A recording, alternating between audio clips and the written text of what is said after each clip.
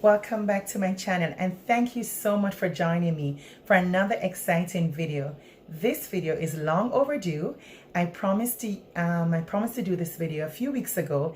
It's my adult learner video where I wanted to share just some characteristics about the adult learner and some tips and strategies to make those sessions effective. If you remembered, I did a video for my early learners and middle learners, and that some of the strategies applied up to high school. But today I want to talk about a unique group of learners. These are our adult or mature clients. So your adult learners are your learners who are 25 years and older. As per the literature, these students have not gone directly to post-secondary studies directly after high school. They've taken some time to start families, work on family farms, to take on jobs, earn an income, and they have not gone directly into training and formal higher learning directly after high school. They're a unique set of learners. They don't learn the same way as our younger students and our high school students, and that's because different life experiences. They're now much older, but it's more that they have gone through so many different life events that they bring a wealth of knowledge with them to the table, and they do view things differently. And so it's important then, as trainers and as instructors and facilitators, that our work reflect that our engagement reflect that our preparation reflects that. So I wanted to share quickly some characteristics about adult learners, and then some barriers to the way that they learn, or some barriers that impact or impede the way that they learn. This video will be in two parts. I will do this part in one video, and then I'll do the strategies to ensure effective sessions in another video. So I do hope you stick around and that you view both videos. All right, so adult learners, like I said, are those persons, that unique group that enter into the post-secondary arena or formal training post high school, not immediately following high school. They're now 25 years and older, and so they look differently, and they think differently, and they learn differently. All right, and there's lots of research on that. So one of the things I wanted to share was that adult learners have a wide range of competencies and knowledge, a wealth of knowledge. As I said, some of these persons would have started families, gotten married, had children, maybe even adopted other family members, or they're caregivers for parents. They'd have gone into the world of work. They would have worked on farms, traveled abroad for, just exposure and experience. And so they come with a wealth of world knowledge and world experiences that cannot be discounted, and is so relevant to the classroom, because then they're the ones who make the discussion so rich and so practical, because they come with such a wealth of information. So that's the first characteristics, and we want to celebrate them for that. And when they come into the class environment, we want to make them feel welcome, and that's a good thing. They've returned and they have lots to offer, and we really appreciate that. Secondly, they're goal oriented. So our adult learners really know what they want. They have done some things that were important to them, and now they have returned to their studies, and they know what they want in the time frame that they want to complete it at. And we have to do all that we can to ensure their success. Adult learners are also more practical, as I shared with you, and so they have to relate to the information in a practical way. It has to make sense to them. One of the things, as I prepared, I remembered when we were in high school, one of the things we would laugh about is, why do we have to find X? Is X lost? What is the importance of knowing and finding this unknown value?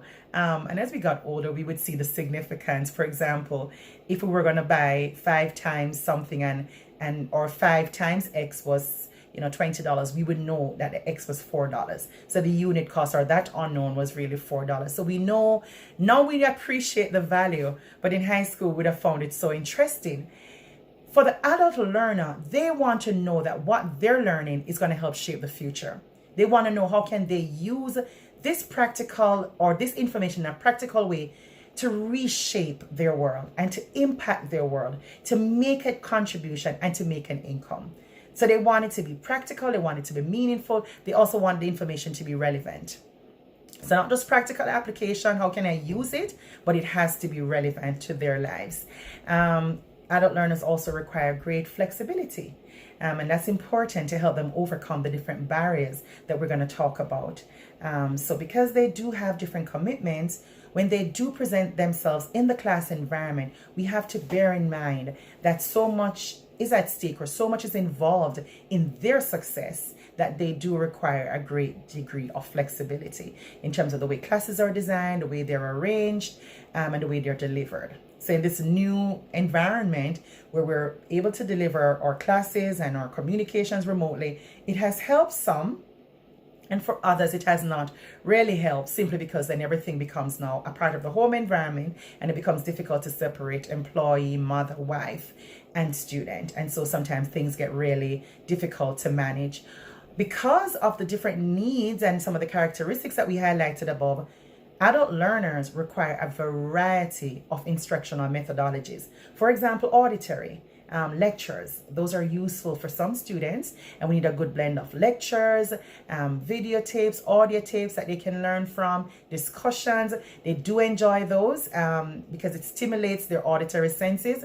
They also need some visual stimulation through videos, through PowerPoint, things they can see that will appeal to the eye, some graphs, things that make the information real to them, and also some interaction. So we're talking things like discussions, we're talking things like group presentations, student-led presentations. Give them opportunities to interact and to create and model the work that they're learning.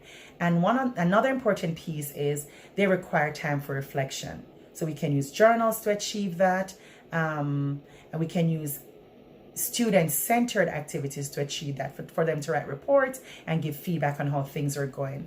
So those are some of the characteristics of the adult learner. What are some of the barriers? Some of the barriers is that they have busy and sometimes rigid schedules. So they don't have the flexibility like someone who has just come out of high school, or someone who is still in high school and is being fully supported by, mom and dad. Linked to that is they do not have an endless supply of resources. There's no daddy bank, no mommy bank, and sometimes no spouse bank. And so they're standing on their own, and so their learning for them now takes on even greater importance. It's important then that they don't lose anything and they don't miss anything, because they just cannot afford to. And as I said, they do require greater flexibility, so greater accommodations, greater considerations, extensions sometimes if necessary, and in sometimes very odd, but it happens, odd scenarios or one-off scenarios, we do have adult learners that are insufficiently prepared academically and personally. So these are some of the barriers. They're not fully aware or cognizant of some of the things that they need to be a success. And so there are gaps in terms of their own preparation. They're not personally prepared in terms of the expectations and what programs require in terms of successful completion. And sometimes they're not academically prepared to take on the workload that is required of them. And finally, the last barrier that I noted was that sometimes they have a negative self-image. And so they don't see themselves as equal. And the truth is they are. And sometimes they discredit the value that they bring to the classroom and the richness that they bring to the classroom. But I want to say, let's create a space for adult learners. Let them feel a part of the environment, and let them feel valued. This is part 1 of my 2-part adult learner video. Thank you so much for sticking around, and I do hope to see you in part 2. Thank you, and have a good evening.